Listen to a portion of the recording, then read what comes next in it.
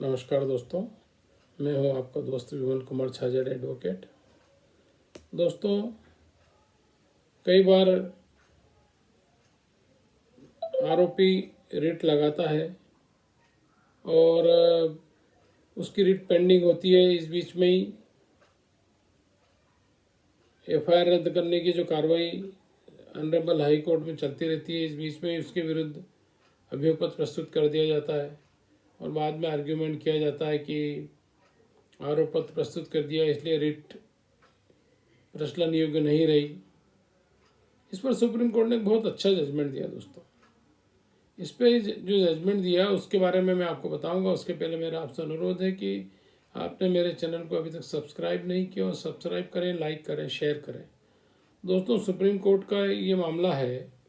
इसमें supreme court ने ये कहा कि एफआईआर रद्द करने के लिए जो याचिका लंबित थी हाई कोर्ट में, उस याचिका के लंबित रहने के दौरान ही अभियोग पत्र प्रस्तुत कर दिया गया।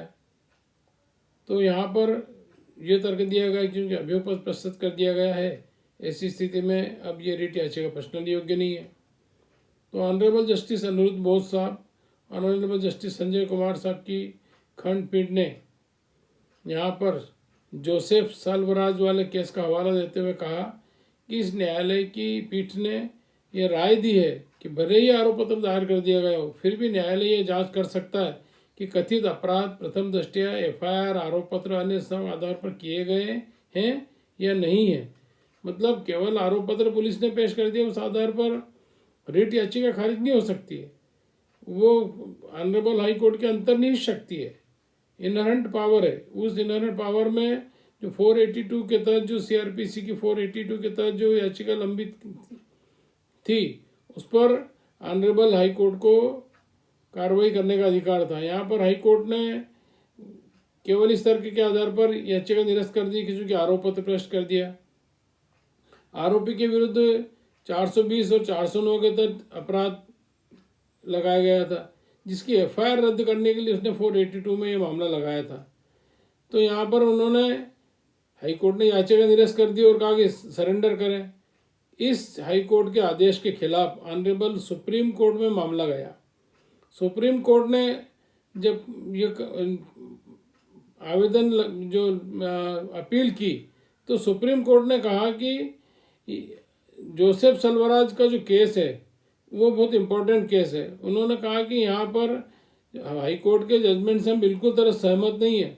इस जजमेंट में जो ये जोसेफ वाला केस है 2011 का, SCC 59 में ये हुआ था। 2011 के इस फैसले में ऑनरेबल सुप्रीम कोर्ट ये कह चुका पहले से कि अपीलकर्ता की रिट याचिका खारिज करने के हाई कोर्ट के तर्क से वो सहमत नहीं है। एफआईआर रद्द करने की याचिका से जो उत्पन्न मामला हुआ था वो 482 का मामला था। इसलिए यहाँ पर ऑनरेबल हाई कोर्ट ने जो आदेश पारित किया और सरेंडर करने का जो आदेश दिया, वो सुप्रीम कोर्ट ने उसको गलत बताया। और यहाँ पर उन्होंने जो याचिकाकर्ता था आरोपी, उसकी अपील को स्वीकार कर लिया। हाई कोर्ट को निर्देश दिया कि आरोपी द्वारा दायर निरस्तीकरण याचिका पर मेरिट्स पर सुनवाई करें। अदालत ने आरोपी की गिरफ्तारी पर भी रोक लगाने का आदेश दिया कि हाई कोर्ट याचिका पर गुण दोषों पर फैसला करे, तभी जाकर उसकी गिरफ्तारी होगी।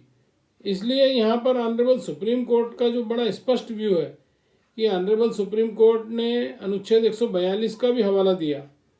उन्होंने कहा कि हाई कोर्ट आपराधिक रिट याचिका पर योग्यता के आधार पर निर्णय नहीं लेता जब तक हाई कोर्ट के समक्ष ये मामला नहीं बनाया जाता कि आरोप पत्र दाखिल करने के बाद भी किसी भी आरोपी को के खिलाफ जो आरोप पत्र है उसकी जांच की जा सकती है। तो यहाँ पर ऑनरेबल सुप्रीम कोर्ट ने धारा अनुच्छेद 142 का प्रयोग करते हुए ये निर्देश जारी किए दोस्तों। तो एक बहुत महत्वपूर्ण निर्णय है। कई बार होता है कि बहुत लाइट लेती है हाई कोर्ट भी, कई बार सरसरे तौर पर सुनवाई करके कहते थे यार अब तो चालान पेश हो गया, अब क्या सुनवाई हो सकती है इसमें, और अब इसको चलने का कोई औचित्य नहीं है, अब मेरिट्स पर नीचे ही कोर्ट में जाना, ऐसा करके उसको 482 को निरस्त कर देती है। तो ऑनरेबल सुप्रीम कोर्ट ने कहा नहीं, ये कहना, ये इस तरह की कार्रवाई को सुप्रीम कोर्ट ने गलत ठहराया। बहुत ही महत्वपूर्ण जानकारी है। नमस्कार। इसका पूरा विवरण मैं आपको डिस्क्रिप्शन में दूंगा, आप वहाँ पर केस का टाइटल देख सकते हैं। नमस्कार।